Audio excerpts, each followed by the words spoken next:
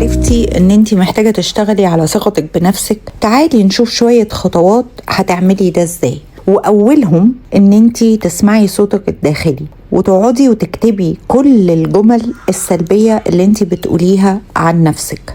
عايزاكي هنا تقفي وتسألي بعد ما راقبتي الصوت ده، هل الصوت ده بيعالج ولا الصوت بيعاقب؟ وحاولي تبدلي جمل زي انتي فاشلة لانتي بتتعلمي. الثقة مش انك تمدحي نفسك طول الوقت، ثقة انك تبطلي تبقي قاسية عليها. رقم 2، انك لازم تتعلمي تحطي حدود. الثقة بتزيد لما بتبطلي تشرحي نفسك.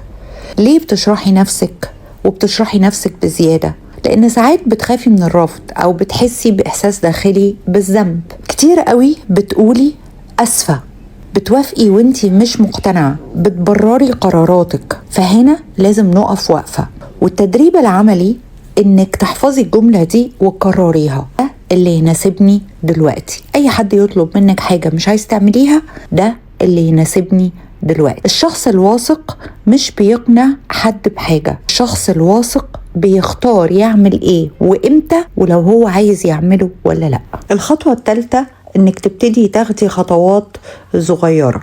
الثقة في النفس بتتبني بالممارسة، مش شعور بتستنيه جايلك من بره. الحقيقة ان الثقة نتيجة مش شرط سابق. تختاري وما ترجعيش فيه، تقولي لأ، تعملي حاجة وانتي خايفة. دي أمثلة معناها ان ثقتك بنفسك ابتدت تتبني.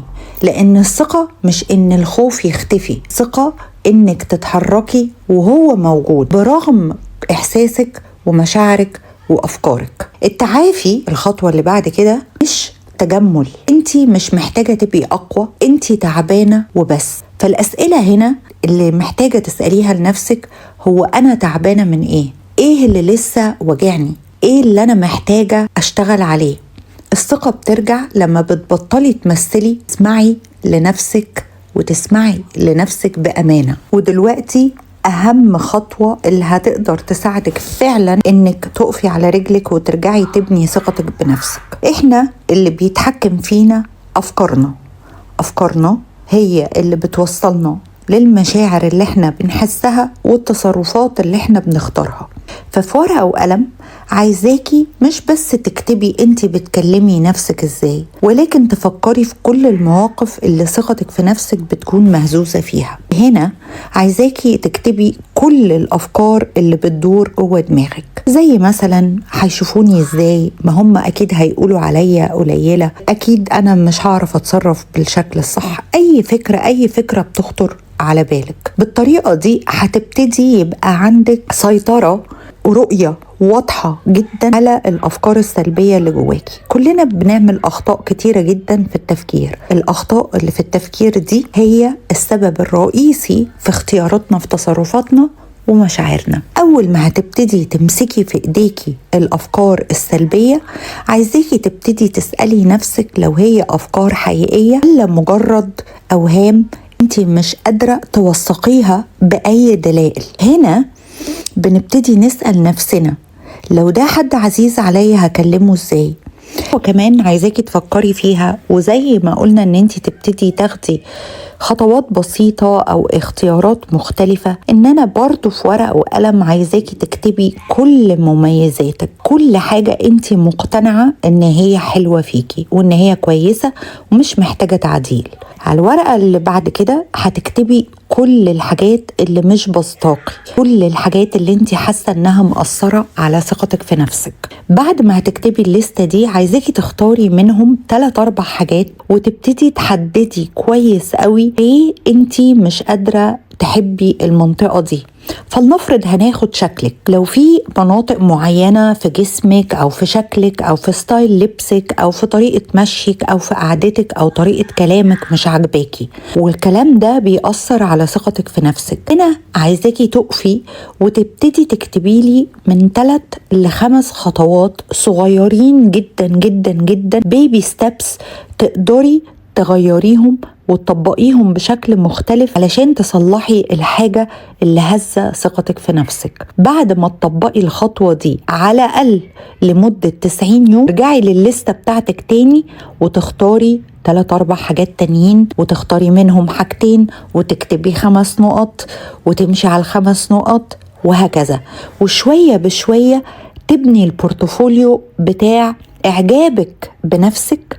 لأنك لما توصلي لحتة إن أنت هتكوني راضية عن كل حاجة موجودة فيكي، هتعرفي كويس قوي تقفي على رجلك ومفيش حاجة تيجي من بره تأثر عليكي. حاجة كمان مهمة جدا علشان ترجعي تبني ثقتك بنفسك هي طريقة كلامك، وأنا شرحتها قبل كده، ولكن عايزاكي برضو في ورقة تكتبي كل الحاجات السلبية اللي بتقوليها لنفسك، وعايزاكي تختاري عكس الحاجات السلبية دي في ورقة تانية. لو بتقولي لنفسك أنا فاشلة، عايزاكي تقولي لنفسك أنا بتعلم. لو بتقولي لنفسك أنا وحشة، عايزاكي تقولي أنا بحسن من مظهري، وهكذا. وهتختاري من الليستة دي برضو 4-5 جمل هتردديهم لنفسك. احنا عقلنا ما بيفرقش ما بين الواقع والحقيقة، ما بيفرقش ما بين اللي احنا بنقوله والواقع اللي حوالينا. يعني تقدري بكل بساطة تغذيه بالمعلومات اللي انت عايزة تغذيه بيها. فهتختاري 3-4 جمل هتبتدي تكتبيهم في ورق، تلزقيه في كل حتة حواليكي وتحطيه سكرين على التليفون بتاعك، وكل 10 دقايق هترددي الجملة دي على الأقل 10 مرات. استمري على التمرين ده على الأقل 30 يوم. هتلاقي نفسك بعد 30 يوم بقيتي بتكلمي نفسك بطريقة مختلفة، بقيتي بتحترميها أكتر، وابتديتي تصدقي فعلا الجمل الجديدة اللي انتي غذيتي عقلك بيها. الموضوع يا جماعة ممارسة ثم ممارسة. بعد كده عايزين نشوف كل الأشخاص والمواقف اللي بتحسي إن هي بتأثر على ثقتك في نفسك. أيوة، الورقة والقلم، ويستحسن تجيبي كراسة بقى للقناة دي مخصوصة، عشان أنا هبقى بديكي تمارين كتيرة جدا في الفيديوهات عن مواضيع أكتر ما انتي تقدري تتخيلي، وخطوات حقيقية تطبيقية تقدري تمشي وراها وتصلح لك أي حاجة انتي بتعاني منها. ففي الكراسة هنكتب دلوقتي كل الأشخاص وكل المواقف. هنا عايزاكي تبتدي تتخيلي لو انتي شخص عنده ثقة في النفس هتتصرفي بطريقة مختلفة ازاي. وبعد ما تكتبي السيناريو الجديد، عايزاكي تختاري حاجة أو 2 من السيناريو الجديد تبتدي تطبقيها، وتبتدي مع الأشخاص الأكثر أمانا والمواقف الأكثر أمانا. يعني لو كل موقف هتديله من 0 ل10 هو بيقلقك قد ايه او بيقلل من ثقتك في نفسك قد ايه، فاختاري المواقف اللي انتي هتديها مثلا 4 وابتدي طبقي.